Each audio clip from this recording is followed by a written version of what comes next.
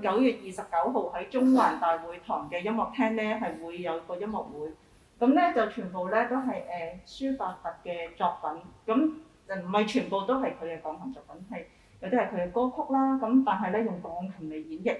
咁我哋今日咧好高興咧就請到Dr Blanc Wan 啦，尹俊邦博士啦，就為我哋主持呢一個嘅音樂會前嘅講座。咁我哋當然有我哋主角Mr Robin Zebaida 啦，好。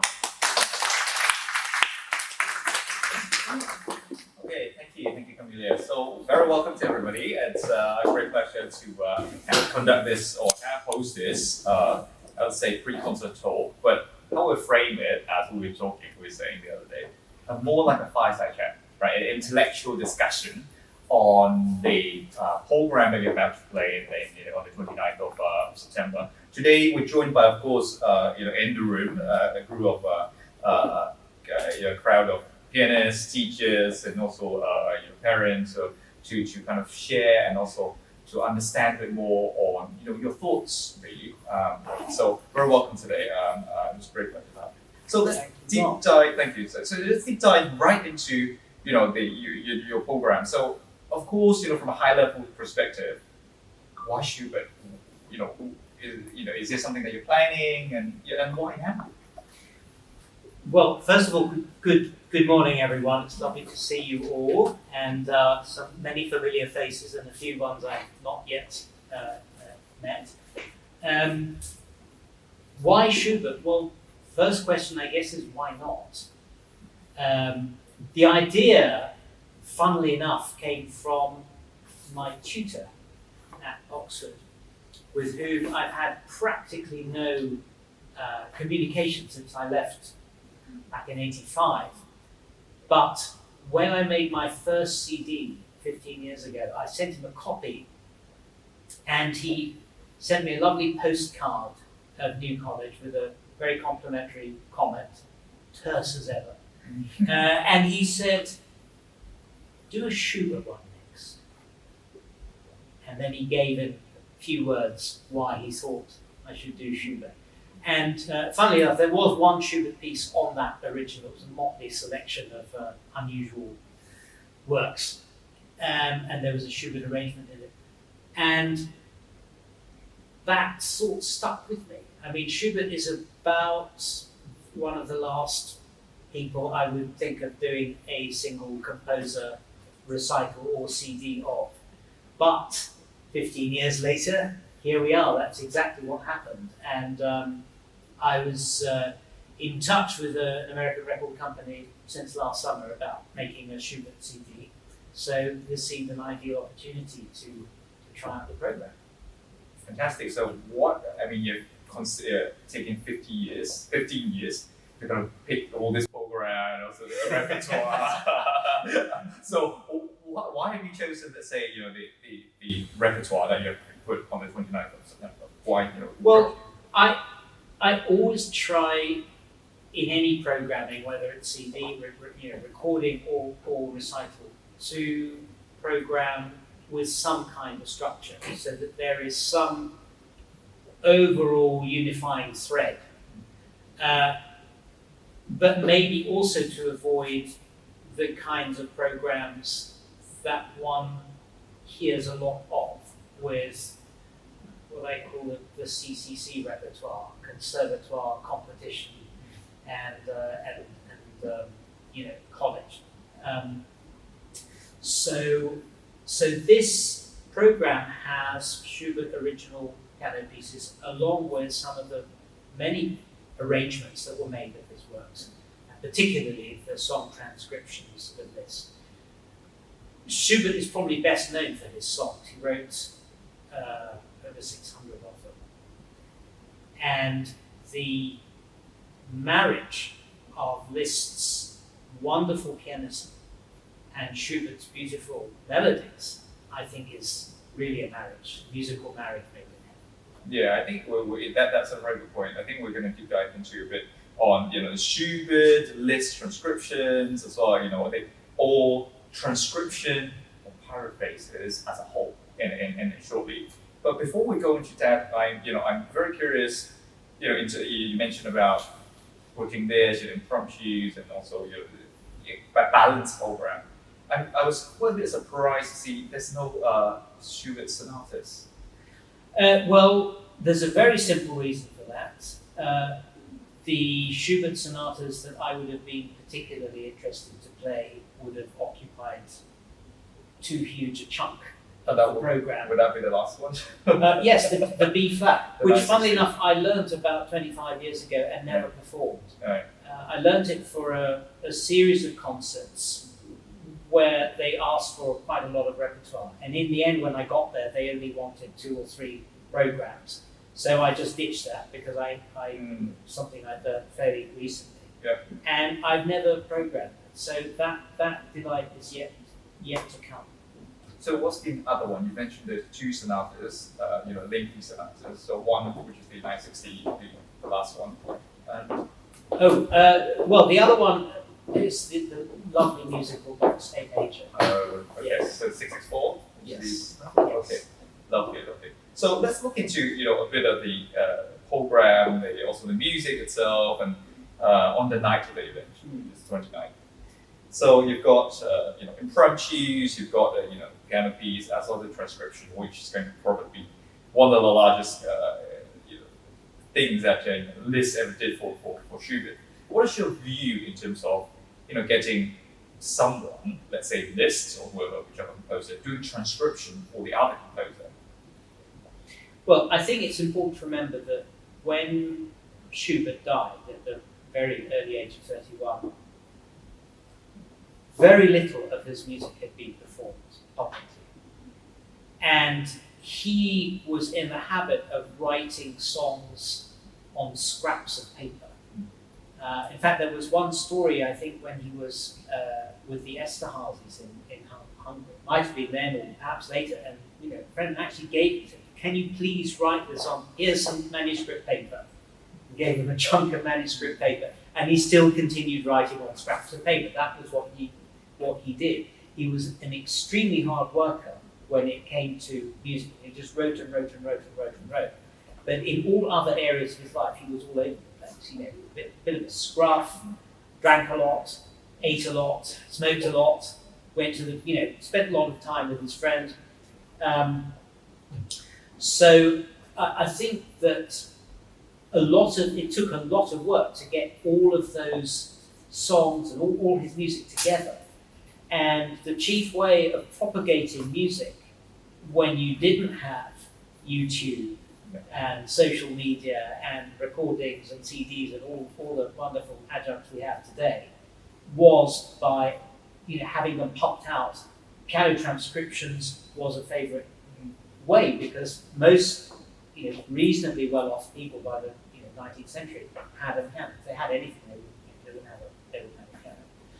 So I think that's probably good. That isn't enough, of course. Yep. As I said, I think obviously you are without the words with the song transcription.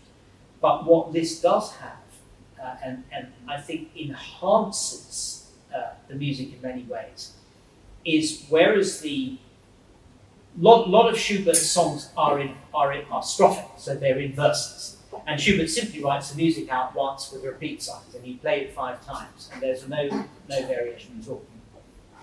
The variety is given by the singer who is interpreting the words. So if there's something stormy verse, it's going to be louder and heavier. If it's more peaceful, it's going to be quieter. Now, what Liszt does is he builds all that into the music with his dynamics and with the way he orchestrates for the piano. But what he also does, which is so lovely, is he gives the music to different voices. So in Schubert, it's one line singing the same pitch all the time. What Liszt will often do is he'll start at the bass and work up, and then to the tenor, and then to the treble. And in some cases, you get to the duet, and in the fantastic case of the Schubert Serenade, he worked out, which seems Schubert might have been unaware of, that the main tune,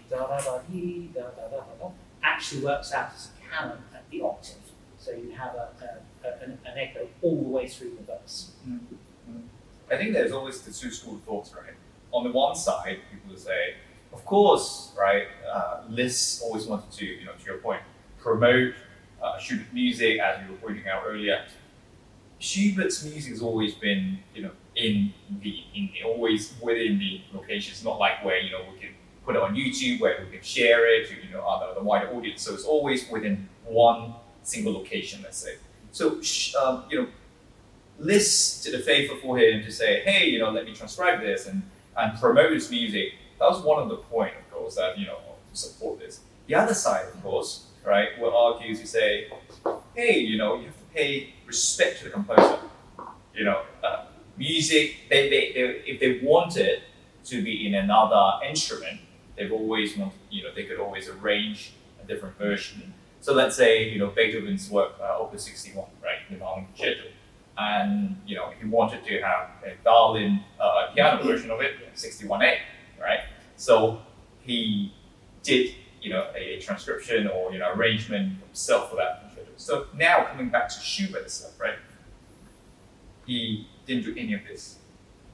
And as a performer, do you think it's our responsibility to play and, to look into, Schubert's original composition, pay more attention to it than really to look into the Liszt arrangement of it? How would you see these two school of thoughts when you play, when you interpret? Well, yes, I've come across this a lot. I should say we're at Tom Lee here in the lovely theatre called Steinway here, and I did a lot of my practice in Steinways in London, and you would bump into all sorts of amazing pianists there. There was one Cuban, lovely Cuban guy, George Prats, who I met there, and I was practicing some of the Godowsky studies on Chopin etudes. And he said, oh, that's all very well. Why? Why would you bother? You've got the Chopin original. Why do you need this? And maybe it's just my quirky little mind, but we've all heard Chopin studies. We know how they go. And I love this idea of hearing a familiar piece of music through a time warp, as it were, or through a different perspective. I've always been fascinated by it. For example, the Grieg versions of Mozart piano sonatas. I don't know how many of you know these. The C minor Fantasia and Sonata, the C major Sonata, and there are two others, I think, in G major. The little dee da da da da, with piano one playing an original, the original Mozart, exactly as read, and Grieg playing this completely off the wall accompaniment and putting it, sharply shifting the perspective to, 19th century, late 19th century Norway, with a whole lot of hard-banging fiddles in the background.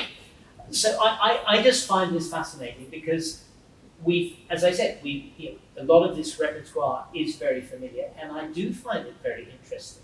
And as I said, I think that the list actually gives new perspectives on the original, and it's not in the least bit disrespectful.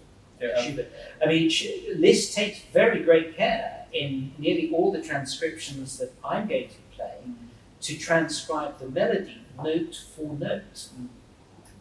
And there are a few strange, quirky little exceptions, but they're almost unnoticeable unless you know the originals really well. You might get a verse ending on the mediant instead of on the tonic, but it's still the same chord. I think, there, as I mentioned, two schools of thoughts, and clearly, I myself totally agree, right? Liszt is always doing it, paying all the kind of attention to all the details, whenever he's trying to transcribe, whether it's Schubert or Beethoven symphonies, right? That's other great major work. Back then, it wasn't easy to go to a concert to hear, oh, this is a Beethoven symphony, right? Now with Liszt, audio transcription, you could play it at home, right? Yes. But at the same time, you have the kind of technically very challenging stuff when it comes to the old list transcription. So we're going to come to that. But going back to your earlier point, right? Paying tribute, respect to the original creator. Now, my question would be, do you think then the performing artist is higher than the creator? So let's put it this way, right? The creator, let's define this. The creator is the Schubert, right? How would we define Liszt? Is he a recreator or is he a really creator? Then if once we've defined it, whether Liszt is a creator or a recreator, then how would we define ourselves as a performing artist? Where do we see ourselves in that process? That's a very, very, very thoughtful and interesting question. I mean, when you talked about creative and recreative, I thought you were talking about composer and performer. But yes, now here you've got a middleman. Yeah. You've got a middleman who, well, I could almost say he's not just a recreator, he's a propagator. So he's propagating this music.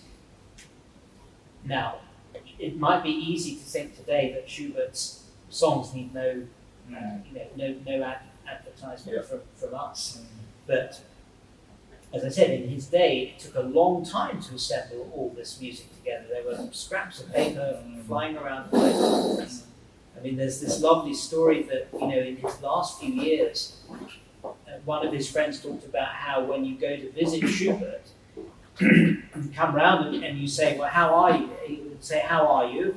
Fine, good. And then just carry on writing and sort of leave you to get on with it. He had this urgency to pump out his thoughts and music. But where do you see yourself in this, let's say, creation of art? First of all, put the question aside whether we as a performer is important or not, right? We should, most of us would be saying, oh, we should serve the music, right? Wherever we're performing or wherever we're teaching, right? Music should come first. Now, in the music creation equation or process, I'd say, where do you see yourself? When you, let's say, imagine that you are in the concert hall right now on the 29th. We are in the audience sitting listening to you. How should we look at you?